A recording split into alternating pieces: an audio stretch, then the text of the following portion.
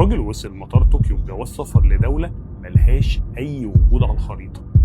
سنة 1954 راجل دخل مطار طوكيو، ولما ادى جواز السفر بتاعه لضابط الجوازات، ضابط الجوازات اتفاجئ من شكل جواز السفر واسم البلد اللي جاي منها. البلد اسمها تاورن.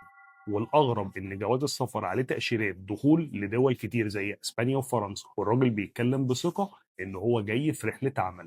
الضابط فضل محتار يعمل ايه، ولما رجع لرئيسه، رئيسه رجع معاه وطلبوا من الراجل يحدد مكان الدوله بتاعته على الخريطه. الراجل شاور على منطقه بين فرنسا واسبانيا، والضابط كان مصر ان مفيش اي دوله في المكان ده. وبعد كلام كتير حطوه في اوتيل جنب المطار، واخدوا منه جواز السفر واوراقه وحطوا عليه حراسه. وتاني يوم لما دخلوا الاوتيل كانت المفاجاه، الراجل اختفى تماما، وكمان الاوراق اللي معاهم بجواز السفر اختفوا تماما هم كمان. ولحد النهارده محدش يعرف عنه اي حاجه، وهيفضل لغز من الغاز القرن العشرين. في ناس قالوا ان هو جاي من عوالم تانية، وفي ناس تانية ربطوا الموضوع بجن وعفاريت، وفي ناس تانية قالوا ان ده نصاب كبير. استنونا الجزء التاني عشان اللي جاي اغرب بكتير. سلام.